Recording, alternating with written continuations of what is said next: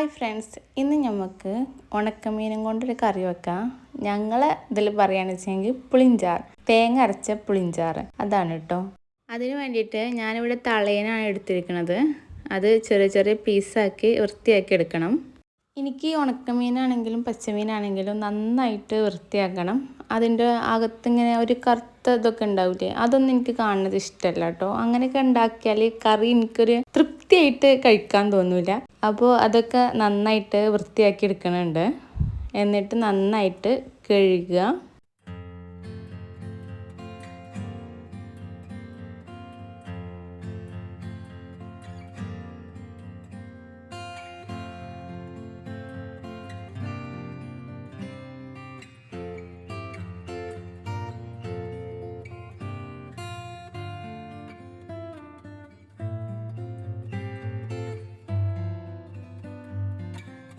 ഇപ്പോൾ മീൻ ക്ലീനാക്കി എടുത്തിട്ടുണ്ട്. പുളി പിഴിഞ്ഞ വെള്ളം ഒഴിച്ചു കൊടുക്കുക.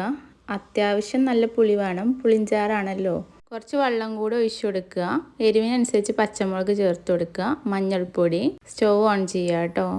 ഇനി അത് നന്നായിട്ടൊന്ന് തിളച്ച് വരട്ടെ. തേങ്ങ ചിരവാൻ മടി ഉണ്ടാവുമ്പോഴേ ഇങ്ങനെ ചെയ്താൽ മതി. ഇങ്ങനെ പൂണ്ടെടുക്കുക. ഞങ്ങളിവിടെയൊക്കെ തേങ്ങ പൂണ്ടെടുക്കുക എന്ന് പറയും. ഇങ്ങനെ എടുത്തിട്ട് ചെറിയ പീസാക്കി ഇട്ട് കൊടുക്കുക. മിക്സി കേട് വരുമെന്ന് വിചാരിച്ചിട്ടാണ് കേട്ടോ ചെറിയ പീസാക്കി ഇട്ട് കൊടുക്കുന്നത്. കുറച്ച് തേങ്ങ മതി, നമ്മൾ കുറച്ച് കറിയാണ് ഉണ്ടാക്കുന്നത്.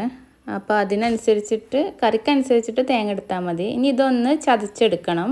ചതച്ചെടുത്തതിന് ശേഷം ഇതിലേക്ക് ചെറിയുള്ളി ചേർത്ത് കൊടുക്കുക. ഞാനൊരു 3 ചെറിയുള്ളി ചേർത്ത് കൊടുക്കുന്നുണ്ട്. ആവശ്യത്തിന് വെള്ളം ഒഴിച്ചിട്ട് നന്നായിട്ട് അരച്ചെടുക്കുക.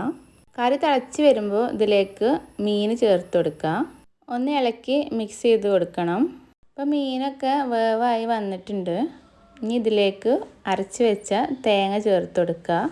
ഒന്ന് ഇളക്കി മിക്സ് ചെയ്ത് കൊടുക്കുക. ഇനി മീൻ ഈ തേങ്ങയിൽ കടന്നിട്ട് ഒന്ന് തിളച്ച് വരണം. അപ്പോൾ തേങ്ങ ഒഴിച്ച് തിള വന്നിട്ടുണ്ട്. ഇനി നന്നായിട്ടൊന്ന് ഇളക്കി കൊടുത്തിട്ട് നമുക്ക് ഫ്ലെയിം ഓഫ് ചെയ്യാം. ഈ കറിയൊക്കെ ഒരു പ്രത്യേക ടേസ്റ്റാണ് കേട്ടോ. എനിക്ക് ഭയങ്കര ഇഷ്ടമാണ്. ഒരു പഴയൊരു ടേസ്റ്റ് എന്നൊക്കെ പറയില്ലേ, അങ്ങനെയാണ്. ഞാൻ ഇതിൻ്റെ റെസിപ്പിയൊക്കെ ഉമ്മാനോട് ചോദിക്കും, അതെങ്ങനെ ഉണ്ടാക്കുക, അമ്മ അതെങ്ങനെ ഉണ്ടാക്കുക എന്നൊക്കെ. അപ്പോൾ അതിങ്ങനെ കഴിക്കുമ്പോൾ ഒരു പ്രത്യേക രസമാണ്.